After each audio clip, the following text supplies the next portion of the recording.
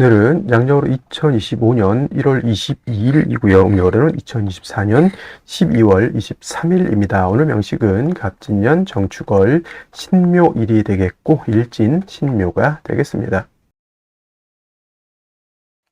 자, 사주라고 하는 것, 사주팔자라고 하는 것을 분석하는 것은 물론 이제 부기빈천도 보고요, 길흉화복도 보고 내 밥그릇이 얼마나 큰지, 나의 명예는 얼마나 큰지, 또는 나의 재물은 어느 정도 되는지 이런 것들도 이제 분석해 보기 위해서 이제 사주를 공부하고 연구를 하게 되는데, 그 중에서 또 한번 오늘도 강조의 말씀을 드린 것, 가장 중요한 것, 8글자 중에서 가장 중요한 것은 일간과 원령이라고 하는 것을 다시 한번 강조의 말씀을 드리면서, 오늘 공부할 명식의 일간은 바로 신이라고 하는 천간이 일간이 되겠습니다. 신이라고 하는 천간, 10개의 천간이 있습니다. 갑을, 병정, 무기경신, 임계라고 하는 10개의 천간이 있는데, 이 신이라고 하는 천간은 8번째 천간이 되겠죠. 갑, 을, 병정, 무, 기, 경, 어저께 경금까지 했고요. 오늘은 신이라고 하는 이제 천간에 대해서 공부를 합니다. 신이라고 하는 천간, 여덟 번째 천간이 되겠고, 경과 마찬가지로 오행으로 보게 되면 금이 되죠. 금, 쇠라고도 이렇게 표현하고, 그 다음에 금의 기운이라고 하는 것은 숙살의 기운을 이렇게 말한다고 했죠. 서늘하고 오싹한 기운, 상대적인 개념은 금금목하기 때문에 금의 오싹한 기운의 반대는 어떤 게 목의 따뜻한 온기가 될 것이고요. 화의 뜨거운 열기에 반대되는 것은 수의 아주 차가운 한기, 냉기가 될 것입니다. 그래서 금이라고 하는 오행으로 놓고 봤을 때 경금이 됐든 신금이 됐든 쇠라고 하는 금은 숙살의 그런 차가운 기운을 가지고 있는 것이고, 그 다음에 계절은 역시나 가을이 되겠습니다. 천간으로 경금, 신금이 가을이다라고 하면 실은 신유, 술, 월이 가을이면서 금이 왕한 금왕절이 된다라고 보시면 되겠고요. 자, 신유, 술, 월은 방향으로는 서쪽이 되죠. 서쪽이 되면서 금이 왕한 계절, 그 다음에 금의 색깔은 백색이 되면서, 그 다음에 주관하는 사신 중에 하나 백호라고 하는 것이 있습니다. 사신 중에서 주잡도 있고, 청룡, 좌청룡, 우백호, 그 다음에 현무, 그 다음에 구진이라는 것도 토를 주관하는 것이 구진이라고 하는데, 그 5가지 신 중에서 유독 우리가 눈으로 볼 수 있는 것, 그죠? 축복인지는 모르겠지만 백호, 좀 백호도 약간 사람을 치면 약간 특이 같은 개념이죠. 원래는 안 태어나야 되는 그런 것인데 어떻게 해서 약간 돌연변이식으로 태어나는 것이 이걸 백호라고는 하는데, 일단은 귀하다 보니까 이걸 갖다가 사신에 한번 늦지 않았나라는 생각을 한번 해보게 되고요. 그 다음에 오상이라고 하는 것, 인의 예지신이라고 하는 오상으로 봤을 때 경금과 마찬가지로 금이라고 하는 것은 의를 주관한다라고 볼 수 있죠. 우리나라 치면 이순신, 성웅 이순신 같은 것, 그다음에 체게바라 같은 어떤 그런 사람도 있을 것이고, 옛날 주면 큰 명장들 많이 있을 것입니다. 옛날 중국 삼국지에서는 제가 이제 관우를 이제 많이 의를 설명할 때 관우를 많이 설명을 했었는데, 요즘은 이제 성우 어떤 분, 우리나라 이순신 장군을 예를 들면서 인의예지신에서 의를 생각할 때 여러분 항상 이순신 장군, 성웅 이순신 장군을 생각해 두시면 좋겠습니다. 그래서 신금일간이든 경금일간이든 의로움을 좀 많이 좋아하고요. 그 다음에 강단도 있고 뚝심도 있고, 그 다음에 금일간이기 때문에 숙살의 기운을 가지고 있기 때문에 사람이 좀 냉정하고 좀 무뚝뚝해 보이지만, 또 의외로 경금일간들, 신금일간들이 겉으로는 되게 차갑고 강해 보이지만 또 의외로 또 속마음은 매우 또 여린 그러한 사람들도 없지 않아 있다라고 말씀을 드릴 수 있고요. 그 다음에 일간이 신금이기 때문에 이 사주는 의만 주관한다가 아니고요. 그냥 오행으로 금이 의를 주관한다라고 설명드린 것이지, 이 사주가 의를 너무 주관한다가 아닙니다. 사람은 인의예지신 모두를 다 중요시하게 생각해야지, 너무 의만을 주관하게 되면 사람이 인자함이 떨어집니다. 그러니까 예를 들면 우리 명랑에서 볼 때 이순신 장군이 탈령한 사람을 갖다가 끌고 오니까 바로 할 말 있느냐? 없습니다. 바로 목을 베었죠. 이게 의를 굉장히 중요시하지만 맨날 사람들 보면 너 도망가면 죽어, 도망가면 죽어, 이것만 하면 되겠습니까? 그럼 무서워서 사람이 어떻게 삽니까? 남자들 군대 가더라도요, 위에 상사들이, 선임들이 좀 월차례도 시키고 훈련도 좀 빡시게 시키겠지만은 그래도 먹는 것도 챙겨주고 집안에 일 생기면 집에 갔다 오라고 또 챙겨주고 합니다. 그래서 사람이라고 하는 것은 어쩔 수 없는 환경이라고 하는 것이 있어요. 군인은 의를 주관할 수밖에 없겠죠. 선생님은 뭘 주관했죠? 좀 인자함 같은 거, 어머니 같은 마음을 주관할 수밖에 없고, 그 다음에 예를 들어서 회사 경영자는 좀 신망, 회사의 어떤 신망, 그죠? 나는 이 제품을 만들 때보다 사람들이 믿을 수 있게 아주 안정된 제품을 만든다. 차를 만드는데 예를 들어서 급발진이 생기면 사람이 그거 어떻게 탑니까? 그건 차에 대한 신뢰가 떨어지는 거잖아요. 그래서 뭐 특성에 따라서 인의예지신 중에서 어떤 걸 특정적으로 좀 강조할 수는 있겠지만 사람의 성품이라고 하는 것으로 봤을 때는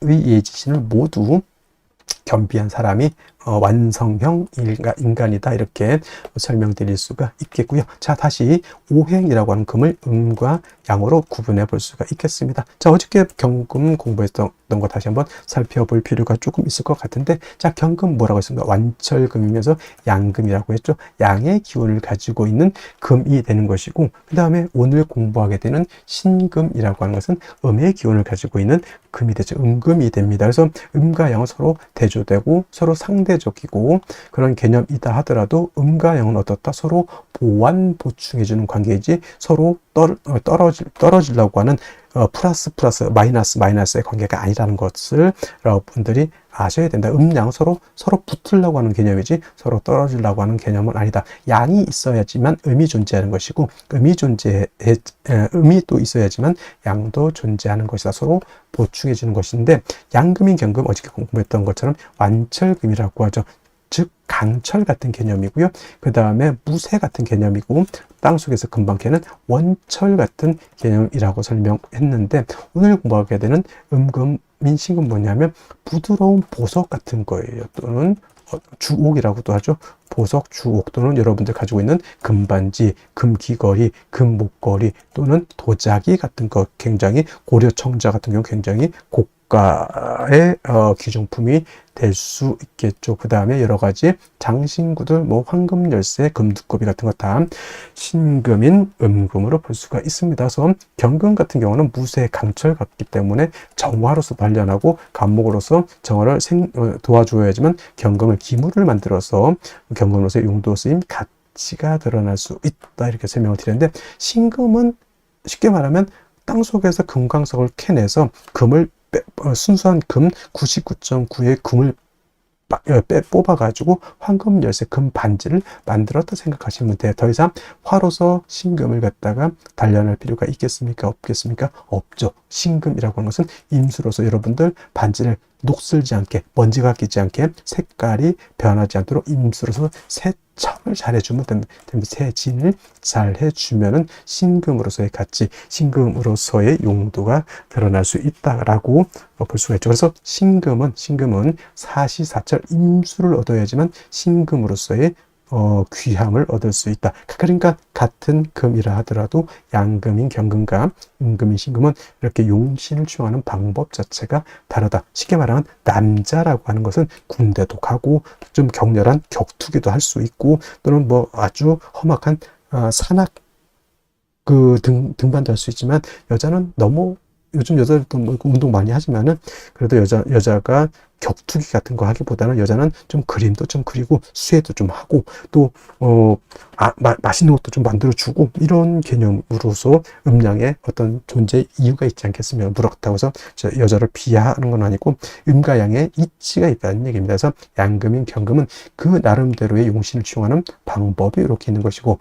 음금인 신금은 그에 맞게 용신을 취용하는 방법이 이렇게 있는 것인데, 신금은 임수를 좋아한다고 했는데 상대적으로 신금이 좋아하지 않는 게 있어요. 토를 보는 것을 좋아하지 않습니다. 선생님, 토라고 하는 것은 금을 생해주는 것이고 인성이라고 하는데 왜 싫어합니까? 경금도 마찬가지겠지만 토가 금을 생할 때는 물론 생조를 얻어서 약한 경금 또는 약한 신금이 생조를 받을 수 있지만 오금되는 것은 어쩔 수 없어요. 금이 더럽혀지는 것, 또는 토가 너무 많게 되면 토다 매금이 될 수도 있겠다. 예를 들면 뭐 술월 같은 거, 진술충묘월 같은 이런 토왕절에 태우는데 천간에 무토가 천간에 투출했다. 이거는 10중 8구는 토다 매금이 될 우려가 있겠죠. 그래서 신금은 비록 정인인 무토라 하더라도 무토 보는 것을 결코 좋아하지 않는다. 무토가 투출하게 되면 반드시 간목이라고 하는 것으로서 무토를 제해 주어야지만 신금이 매금이 되지 않는다. 그래서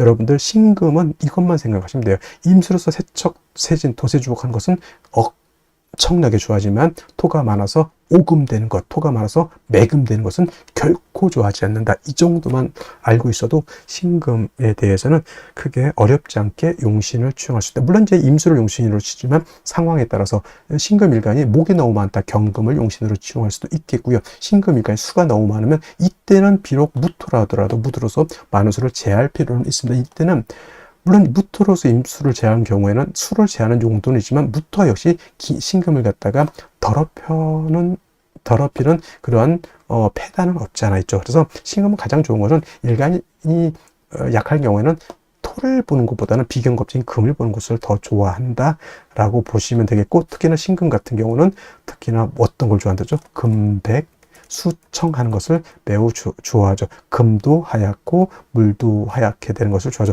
그리고 금백수청이라고도 하고요. 금수쌍청이라고 하는데 대체적으로 유월의 신금 같은 경우가 바로 이런 금백수청을 좋아한다 이렇게 보시면 되겠는데, 이제 원령에 따라서 이제 달려보는데 가장 금이 깨끗할 때가 유월이라고 해서 임수가 됐던 개수가 됐던 신금이 됐던 뭐 경금도 간혹 그럴 때는 있겠지만은 금백수청은 12달 중에서 바로 유월이라고 하는 점, 양력을 한 9월 정도 되겠죠. 9월 정도 그때가 가장 좋은 시절이다. 맑고 깨끗한 시절이다. 이렇게 생각하시면 되겠습니다. 그리고 이제 일간의 특성을 알았으면 다음은 이제 원령이 어느 원령이냐에 따라서 신금이 용신을 취용하는 방법이 조금씩 달라질 수는 있겠다라고 하는 좀 융통성 있는 사고방식을 가지는 것도 필요하겠다라는 말씀을 드리면서 자, 원령에 대해서 한번 알아보도록 하겠습니다. 다음으로 원령에 대해서 알아보도록 하겠습니다. 월령이라고도 표현을 하고요. 월지라고도 표현을 하고 월원이라고도 표현하는데 다 똑같은 어디를 말하느냐? 월주의 지지를 말한다. 월지, 지지. 그래서 이걸 일단 월령, 월지, 월원이라고도 표현하는데 이 월지가 중요한 이유는 계절의 의미를 내포하고 있다. 계절이라고 하는 것은 봄, 여름, 가을, 겨울, 추나 추동을 말하는 것이고요. 이 계절의 개념이 왜 중요하냐 하면은 사주에서 제일 중요한 왕세와 한열이라고 하는 개념을 가지고 있기 때문에 그렇습니다. 왕세와 한열. 그래서 이 왕세라고 하는 것은 어떤 오행이 왕하냐 약하냐를 놓고 보는 것이고, 한열이라고 하는 것은 이 사주가 더우냐 추우냐를 놓고 보는 것인데, 대표적으로 사오미월이라고 하는 계절은 하절 여름이 되겠죠. 굉장히 뜨거운 혹서기가 되는 것이고요. 그 다음에 지금 해자 축월 같은 경우에는 이건 동절입니다. 엄동설한의 그러한 계절이 되겠습니다. 엄청나게 춥다라고 하는 것. 그래서 조후라고 하는 개념을 놓고 봤을 때 사오미월과 해자 축월은 조후가 매우 급박하다. 즉 사오미월의 하절에는 수가 있어서 뜨거운 열기를 식혀주는 것이 필요하고요. 해자 축월 같은 동절에는 화가 있어서 뜨거운 열기, 차가운 한기를 갖다가 따뜻하게 해주는 것이 필요하다라고 이렇게 말씀드릴 수가 있습니다. 그래서 해자 축월 같은 경우에는 계절은 동절이라고 하는 것. 그래서 사주라고 하는 것은 보다 중화를 이루어야 된다라고 말씀을 하죠. 중화라고 하는 것은 다른 것이 아니라 이 왕세와 한열을 얼마만큼 잘 조절해서 중화를 이루었느냐를 놓고 보고, 중화가 잘 된 사주는 좋은 사주, 즉 우리가 말하는 부귀영화를 누릴 수 있는 그런 사주로 보는 것이고, 만약에 한 왕세가 깨져 있거나 한열이 깨져 있다 사주가, 그러면 중화를 이루지 못한 그런 사주가 되기 때문에 어떤 사주? 그렇죠.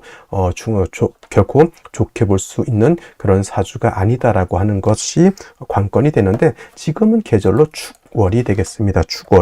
축월이라고 하는 것은 해자 축월을 지금 말씀드리는 거고, 그 중에 축월을 말하는 겁니다.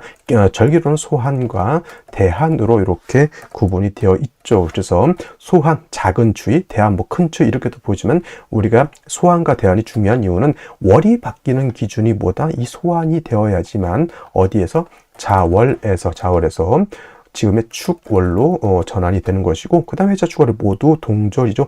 해월은 어떻습니까? 제가 초동이라고도 했고요, 맹동이라고도 표현했고, 자월은 중동이라고 제가 표현을 했고요. 지금 축월 같은 경우에는 어떤 계절? 모두 늦겨울이라고 하는 개념, 개동이라고도 하고요, 또는 만동이라고도 이렇게 표현을 합니다. 이 개동, 만동 다 같은 뜻이죠. 만동, 늦은 겨울, 개동, 끝의 겨울이, 끝에 찔러서 끝의 겨울이죠. 다 늦겨울이라고 하는 표현을 쓰게 되는데, 다 해월, 자월, 축월 모두 어떻습니까? 겨울이기 때문에 덜 춥고 더 춥고 개념보다는 일단은 엄동설한이라고 하는 개념을 꼭 머릿속에 기억해 해두시고, 남극 대륙을 연상하는 것이 좋겠다라고 제가 항상 말씀입니다. 한기가 극심한 그런 계절이 되는 것이다 라고 해서 반드시 조후라고 하는 개념을 머릿속에 가지고 있어야 된다. 지금처럼 우리 한국의 기후처럼 뭐 영하 10도, 영하 20도만 돼도 엄청나게 춥잖아요. 저 외국 같은데 저쪽 툰드라 지방에서 사람이 사는 곳이 가장 추운 곳이 영하 72도 에도 사람이 살고 있으면 엄청나게 추운 그런 것, 이런 것을 연상하셔야지만 해자 축월의 사주를 볼 때 쉽게 우리가 이해할 수 있다라고 하는 것. 그 다음에 해자 축이라고 하는 것은 북방이라고 설명을 드렸죠. 북방, 수가 왕한 수왕절이면서 엄동설한이라고 말씀을 드렸는데, 실질적으로 해자월이 수가 왕한 수왕절이 에 반해서 축월은 어떻다? 축월은 토가 왕한 계절이다라고 해서 진월, 그 다음에 술월, 축월, 미월 같은 경우에는 사계월이라고 하죠. 사계절이 아니고 사계월이라고 합니다. 끝계절을 써서 사계월. 그래서 이때는 뭐냐? 인묘진의 진, 그 다음에 사오미의 미, 그 다음에 신유, 술의 술, 그 다음에 해자, 축의 축, 이렇게 해서 진술축미는 그 계절의 끝을 의미하죠. 진은 봄의 끝, 미는 여름의 끝, 그 다음에 술은 가을의 끝, 그 다음에 축은 겨울의 끝이죠. 그래서 토가 왕한 계절이면서 토라고 하는 것, 진술축미는 어떤 환절기의 개념을 가지고 있죠. 어떤 분들이 축토 같은 경우는 토이지만 얘는 수로 봐야 된다라고 하는 그렇게 말씀하시는 분들이 있는데, 이거 잘못된 것이고요. 축토도 당연히 이건 토로 봐야 되는 것이지만은, 예를 들어서 해자축, 방합을 형성하는 경우가 있습니다. 이런 경우에는 수가 세력을 얻었다라고는 표현할 수 있지만, 이거 가지고 축토가 수가 된다 이렇게 말씀드릴 수는 없다라고 하는 것. 그 다음에 해월, 자월 과 더불어 축월도 동절이기 때문에 아까 말씀드렸던 것처럼 조후의 개념이 시급하다, 너무 춥기 때문에 따뜻하게 해야 된다. 그래서 조후의 개념이 시급한데, 이때는 뭐가 필요한 거죠? 당연히 화라고 하는 것이 있어서 차가운 기후를 따뜻하게 해야지 만물이 생기생이를 얻을 수 있다. 이때 필요한 조후를 쓰는 화는 음화인 정화보다는 양화인 병화를 얻는 것이 급선무가 된다라고 하는 것까지 여러분들 꼭 기억해 두시기 바랍니다.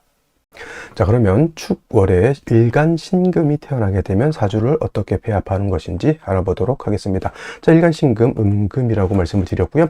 어저께 공부했던 경금, 완철금, 강철과 같았다라고 하면, 신금이라고 하는 것은 보석과 같다, 도자기와 같다, 여러분 반지, 귀걸이 등과 같다 이렇게 생각하시면 되겠고요. 경금 같은 경우는 원철과 같기 때문에 정화로서 단련을 하고, 그 다음에 감목으로서 정화를 보좌해 준다라고 했는데, 신금 같은 경우는 보석, 반지, 귀걸이와 같기 때문에 다시 불을 들이댄다라고 하면 신금이 녹아버리기 때문에 화를 많이 보는 것은 신금은 좋아하지 않고요. 오로지 임수를 얻어서 도세주옥해 주는 것을 좋아한다. 여러분 반지, 귀걸이를 갖다가 깨끗하게 닦아낸다라고 하는 것이 바로 임수로서 신금을 도세주옥한다라고 하는 개념이고요. 또 신금은 끔찍하게 싫어하는 것보다 토가 많아지는 것을 결코 좋아하지 않습니다. 신금은 원래 토라고 하는 것이 금을 생해주는 역할을 하죠. 그래서 신금 일간 또 약한 경우에는 토를 보는 것을 좋아하지만, 토가 많게 되면 토다 매금이 되기 때문에 좋아하지 않는다라고 설명을 드렸습니다. 근데 원령 자체가 지금 축월이죠. 축월은 해자축, 북방, 수가 왕한 계절 이렇게 말씀을 드릴 수 있지만은, 실질적으로 수가 왕한 계절은 해월과 자월이고, 축월이라고 하는 것은 진월, 술월, 축월, 미월, 진술, 중미의 4개월은 토가 왕한 계절이다라고 볼 수 있습니다. 그래서 신금이 축월에 태어났다, 인성인 토가 많은 때 태어났다. 토가 천간에 투출되지 않고 월령에만 이렇게 있으면 큰 문제는 되지 않고요. 어저께 경금 설명할 때 말씀드렸지만 축은 금을 생해주는 역할을 하고 또 신금은 축에 뭘 할 수도 있습니까? 통근도 할 수가 있다. 이걸 갖다 포태법을 잘못 적용하게 되면 축은 금의 묘지가 되는 것이니 신금, 경금이 땅속에 묻혀버린다라고 해서 안 좋게 볼 필요는 없다라고 제가 말씀을 드렸습니다. 그래서 축월은 토의 생을 받고 신금이 월령을 통근했기 때문에 월령이 통근했기 때문에 일간이 약하지 않다. 이건 장점이지 단점이 될 수가 없겠다라고 하는 것. 근데 축월은 엄동설한이고 굉장히 춥기 때문에 반드시 해동을 해야 된다. 축토가 금을 생하지만은 화가 없어서 땅이 얼게 되면 금을 생할 수 없죠. 이렇게 생각하시면 돼요. 겨울에도 잠깐 낮에 햇볕이 들면 땅이 녹습니다. 녹으면 진흙같이 되는데 그 진흙에 여러분들 잘못해서 반지를 똑 떨어뜨렸어요. 근데 모르고 지나갔죠. 반지를 찾다가 낮에는 못 찾고 밤 해질녘에 딱 갔는데 그 진흙속에 반지가 박혀가지고 얼어붙어 있는 거고 똑같습니다. 추가하신 건 바로 그러한 느낌으로 생각하시면 돼요. 그러면 반드시 해동을 해야 됩니다. 해동을 해야지 땅에 있는 금을 꺼내서 진흙을 닦아낼 수가 있겠죠. 당연히 추가의 신금은 병화를 얻어야지만 역시나 금을 따뜻하게 하고 땅을 녹여야지만 또 그 땅이 금을 생할 수 있겠다라고 하는 것. 단 축토에 묻어 있는 신금에 티끌이 많다라고 보기 때문에 병화를 얻은 것만 가지고는 안 되고 임수를 다시 얻어서 신금을 갖다가 깨끗하게 닦아내야 된다. 다시 말씀드리면 자 반지가 떨어졌는데 해질녘이라서 땅이 얼었습니다. 진흙에 반지가 박혀 있는 상태죠. 해동을 해야 됩니다. 따뜻한 온기가 있어서 땅이 녹게 되면 그 반지를 꺼내죠. 그 반지를 꺼내서 그냥 바로 손가락에 끼지 않습니다. 그 반지를 다시 깨끗하게 닦아내야 된다라고 하는 개념이다라고 말씀을 드릴 수가 있습니다. 그리고 뭐 축월에 신금이 뿌리를 얻었지만 실제로 뭐 유금 정도 하나, 그 다음에 임수의 뿌리를 얻을 수 있는 신금 정도 하나 얻는 것도 제가 나쁘진 않는데 축월의 신금이 가장 봐서는 안 될 것은 뭐가 될까요? 자, 무토 보는 것을 굉장히 꺼립니다. 왜냐하면 축월은 말씀드렸던 것처럼 토가 왕한 계절이기 때문에 월령 자체에서도 신금은 예민해질 수밖에 없는 게 저 토가 나를 갖다가 더럽히게 되면 어떨까라고 하는 항상의 마음의 조바심을 갖고 있죠. 그래서 신금이 토가 많아지게 되면 신금 일간들이 예민해지는 이유가 바로 거기에 있습니다. 신금이 더럽혀진다는 얘기죠. 근데 무토가 투출을 하게 되면 이거는 오금에 신금이 더럽혀지는 것에 그치지 않고 토다 매금이 되는 경우가 됩니다. 이런 경우에는 일단은 땅속에 금이 묻히게 되면 어떻게 됩니까? 신금으로서는 거의 뭐 용도 쓰임 가치가 전혀 없어지게 되는 거죠. 급선은 분은 뭡니까? 감목을 얻어서 토를 갖다가 제거시켜 줘야지만 신금이 뭐다? 토다 매금이 되지 않을 수 있다라고 하는 것. 그 다음에 임수로서 도세지옥해야 되는 것이고, 그 다음에 뭐다? 병화로서 따뜻하게 조우도할 필요가 있겠다라고 해서 무토가 천간에 투출하게 되면 완전 스텝 꼬인 것과 같습니다. 이 무토 하나로 인해서 완전하게 무엇이 중요한디 뭐 이런 말이 있죠. 곡성 무엇이 중요한디 완전히 무엇이 중요한디를 우리가 지금 까먹어 버리는 그런 현상. 신금 입장에서 무토는 정인이죠.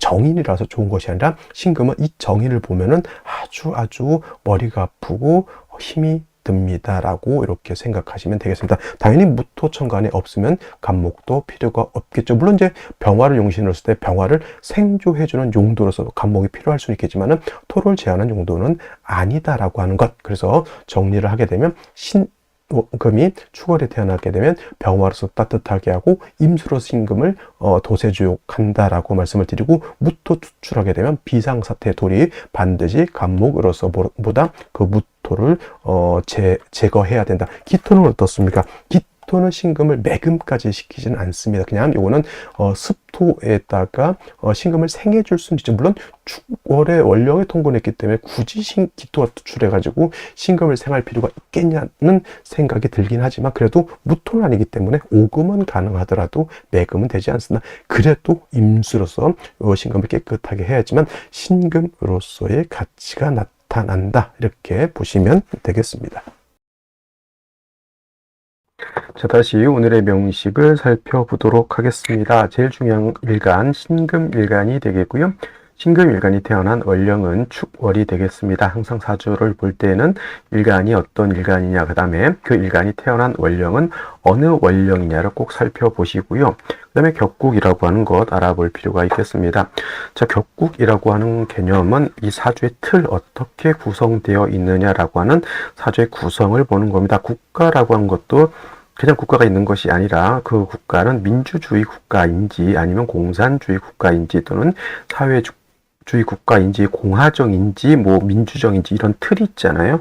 그것이 바로 국가의 틀이라고 하면 이 격국이라고 하는 것은 사주의 틀을 보는 것을 말한다, 이렇게 보시면 되겠고, 자, 다음으로 용신이라고 하는 개념이라고 하는 것은 사주 8글자 중에서 이 사주를 중화시킬 수 있는 가장 핵심적인 요소를 용신이라고 합니다. 그러면 과연 사주에서 중화된 사주가 좋다고 하는데, 그럼 무엇을 중화시킬 것이냐가 중요하죠. 왕세와 한열이라고 하는 개념을 알아야 되죠. 왕세라고 하는 것은 사주 8글자가 있습니다. 그 사주 8글자 안에는 목화토금수라고 하는 오행이 들어가 있는데, 왕세라고 하는 것은 그 오행 중에서 어느 오행이 왕하냐 약하냐를 보는 것인데, 그 중에서도 제일 중요한 개념은 일간이 왕하냐 약하냐가 중요합니다. 일간이 왕해야지만 나머지 이 사주 전체를 끌고 갈 수 있는 주체가 되고 힘이 있어야지만 이 사주를 끌고 갈 수 있는 역량이 있게 되는데, 일간이 너무 약하게 되면은 어떻다? 사주를 끌고 갈 힘이 없다. 그래서 일간이 왕하게 되면 왕한 일간을 통제할 수 있는 뭐 재관 등을 필요로 할 것이고, 일간이 너무 약하면 인성이라든가 비경겁제 같은 것이 있어서 약한 일간을 도와주어야지만 사주의 중화를 이룰 수 있는 것이고, 한열이라고 하는 것은 사주라고 하는 것도 시간의 개념과 공간의 개념이 있기 때문에 그 안에서도 차가운지 더운지 또는 건조한지 습한지라고 하는 개념이 있습니다. 그래서 왕세라고 하는 것도 중화를 이루어야 되고요. 또 한 가지 한열이라고 하는 것도 중화를 이루어야 된다. 왕세에서 나오는 것이 바로 억부용신법이라고 하고요. 한열에서 나온 게 조후용신법이라고 합니다. 용신법이 한 5가지 정도 있는데, 그 중에서 핵심은 왕세에서 나오는 억부용신법과 한열에서 나오는 조후용신법이 가장 중요한 의미를 가지고 있다. 나머지 뭐 통관용신이라든가 전왕용신이라든가 뭐 이런 경우는 물론 알아두면 좋겠지만은 몰라도 큰 의미는 없다. 이 정도에서만 살펴봐도 용신을 취용하는 것은 크게 어려움이 없다, 이렇게 보시면 되겠습니다. 그리고 격국과 용신도 결국은 또 어디에 귀착이 된다? 일간과 월령이라고 하는 토대 위에서 격국과 용신을 살펴볼 수 있다, 이렇게 보시면 되겠습니다. 자, 일간신금이라고 하는 것은 음금이 될 것이고요. 월지에 있는 축토라고 하는 것은 음토가 됩니다. 음금이 음토를 받기 때문에 음대음의 관계, 토생금의 관계죠. 월지에 있는 축토라고 하는 것이 일간인 신금인 나를 생하는 관계가 됩니다. 생하자라고 표현하고요. 생하자, 우리가 인성이라고 합니다. 인성은 나를 생해 주는 것이니 나의 어머니 같은 개념이라고 생각하시면 될 것 같고요. 또 어머니라고 하는 것도 뭐 생모라든가 또는 정모가 있는 반면에 뭐 계모라든가 서모 같은 것 분들도 없지 않아 있습니다. 뭐 생모가 당연히 좋다라고는 하지만 뭐 경우에 따라서는 계모, 서모인 분들도 굉장히 애정을 가진 분들이 많이 있다, 이렇게 볼 수 있죠. 물론 우리가 알고 있는 뺑덕 어미 같은 분들도 있겠지만, 어차피 내가 어렵고 힘들 때 나를 도와주고 나를 보살펴 주는 것은 뭐 정모이든 계모이든, 그러니까 쉽게 말하면 일단 어머니는 같은 의미를 갖는다, 이렇게 생각하시는 것이 좋을 것 같고요. 자, 인성이라고 하는 것은 정인과 편인으로 이렇게 구분해 볼 수 있죠. 마찬가지로 정인이라고 하는 것은 발을 정자죠. 나를 낳아준 진짜 생모, 정모 같은 개념이 바로 정인이다라고 하면, 편인은 계모, 서모, 양모 이런 분들이 편인이다. 그래서 정인이 좋다. 왜냐? 정모니까, 생모니까. 편인은 나쁘다. 왜냐? 뺑덕 어미 같은 계모, 서모니까. 이렇게 해서 우리가 구분해서 공부를 하면 이건 맞지 않습니다. 정인도 나름대로 일간이 필요로 하면 정인도 좋은 것이고, 편인도 일간이 필요로 하면 좋은 것이다 라고 생각을 해야지, 흑백 논리로 정인은 좋고 편인은 나쁘다라고 하는 생각은 좋지 못하다라고 하는 것 가령 예를 들면 오늘 일간이 신금이죠. 무토라고 하는 것이 정인이고 기토라고 하는 것이 편인인데, 신금은 무토인 정인보다는 기토인 편인을 더 좋아한다. 왜냐? 무토는 왕토이면서 마른 토, 건토이기 때문에 금을 생하는 것이 아니라 토다 매금이 될 수 있는 것이 바로 이 무토라고 하면, 기토는 작은 옥토이면서 물기를 가지고 있는 습토이기 때문에 습토라야 금을 생할 수 있다. 그래서 신금은 정인보다는 편인을 더 좋아한다라고 볼 수 있죠. 그래서 뭐가 좋으냐는 정편인을 나눠서 볼 게 아니라 실질적으로 일간의 특성이 어떠냐, 그 다음에 사주 전반적인 틀이 어떠냐를 보고 구분해야 된다라고 하는 것을 꼭 명심해 두시기 바랍니다. 자, 그리고 정인이라고 하는 것은 일간과 인성과의 관계가 양대 음의 관계 또는 음대 양의 관계가 성립이 돼서 음양의 조화가 맞으면 정인이라고 하고, 편인은 반대로 오늘처럼 이렇게 음대 음의 관계가 성립이 되거나 또는 양대 양의 관계가 성립이 돼서 이 음양의 조화가 맞지 않는다라고 하면 얘는 편인이 되는 것인데, 오늘 음금이 음토를 받기 때문에 편인격이 된다. 그리고 축월은 금이 축토에 통근할 수 있고 인성의 생을 받을 수 있으니 모왕자상하다라고 하는 개념. 모왕자상이라고 하는 것은 일간도 뿌리가 있고 일간도 세력이 있고, 그 다음에 나를 생해주는 인성도 세력이 있는 경우를 모왕자상이라고 이렇게 표현한다라고 하는 점. 그 다음에 월 같은 경우는 동절이기 때문에 토가 얼죠. 동토가 된다. 그래서 아무리 인성인 그 토가 나를 생해준다 하더라도 화가 없어서 땅이 얼게 되면은 금을 생각하기가 어렵다. 반드시 화가 있어서 조후해 주는 것이 필요하다. 이렇게 볼 수가 있겠고요. 그 다음에 축토라고 하는 것 안에 지장간, 개수, 신금, 그 다음에 기토라고 하는 것이 들어가 있습니다. 만약에 축 중에 있는 개수가 정관에 투출하게 되면은 이걸 가지고 격을 잡을 수가 있겠습니다. 금인 신금이 음수인 개수를 받습니다. 금생수, 내가 생하는 것이니까 저거는 식신이고 식신격이 될 수 있겠고요. 만약에 신금 천간에 투출해도 같은 비견이기 때문에 비견격으로 논하지 않고, 신금이 만약 투출됐다, 그냥 원령을 가지고 편인격이라고 생각하시면 돼요. 그래서 축월의 신금은 식신격이라든가 또는 편인격으로 이렇게 볼 수가 있는데, 개수가 투출되는 것은 제가 볼 땐 썩 좋아 보이지 않습니다. 왜냐? 축월은 동절이고 땅이 얼고 금이 얼어 있는 상태에서 개수가 투출되었더라고 하면 한기를 발생해서 물이 얼고 땅이 얼고 금이 얼게 되기 때문에 안 좋고, 임수도 마찬가지로 수이기 때문에 동절이 임수가 투출되는 것도 당연히 한기를 발생하는 것은 맞지만은, 임수는 용도가 있습니다. 어떤 용도? 신금을 도세주옥하는 용도가 있다, 이렇게 볼 수 있죠. 그래서 축월의 신금이 임수를 취용하는 경우 반드시 병화라든가 등등의 화가 있어서 따뜻하게 조후해야지만 금난수온해서 금의 용도, 수의 용도가 생길 수 있다, 이렇게 볼 수가 있죠. 그래서 축월에 신금이 임수를 얻어서 신금을 도세주고 가는 것 매우 중요하지만, 그걸 위해서는 반드시 화가 있어서 뭘 해야 된다? 조후해서 사주를 따뜻하게 해줄 필요가 있다, 이렇게 보시면 되겠습니다.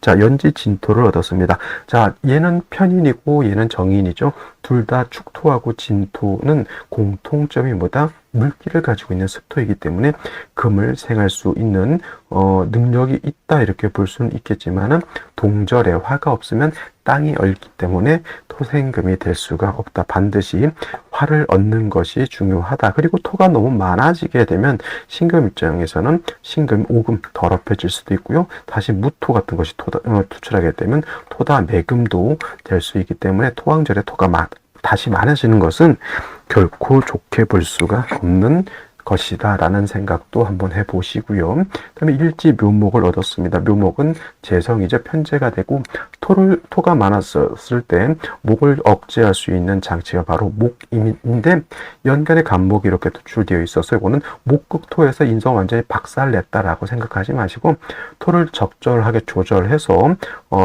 토가 신금을 오금하거나 일간 신금을 매금하는 것을 간목이 적절하게 조절하고 있다, 이렇게 보는 것이 맞고, 다시 생시에서 목이 더 많아졌다, 그때는 이제 목극토에서, 이때는 그러니까 예를 들면 목이 토를 적절하게 조절한다라고 하면 이거는 용제파 인의 개념이 되는 거고, 다시 목이 많아져서 목이 토를 너무 지나치게 극한다라고 하면 이거는 탐제파인이 된다, 이렇게 정리를 해두시면 좋겠네요. 그리고 월간의 정화가 이렇게 투출되어 있습니다. 투출은 아니죠. 뿌리가 없기 때문에 그냥 천간에 드러나 있는데, 이 정화는 간목이 이렇게 생겨줄 수 있는 건이 되는데, 일단 정화 뿌리는 없습니다. 정화의 용도는 일단 병화가 없으면 정화로 조후할 수도 있겠지만은, 일간 신금 옆에 정화가 첩신 붙어 있게 되면은 화극금해서 신금을 소용시킬 수도 있다, 녹여버릴 수도 있기 때문에 신금 옆에 정화가 이렇게 첩신되어 있는 것은 썩 좋게 보기는 좀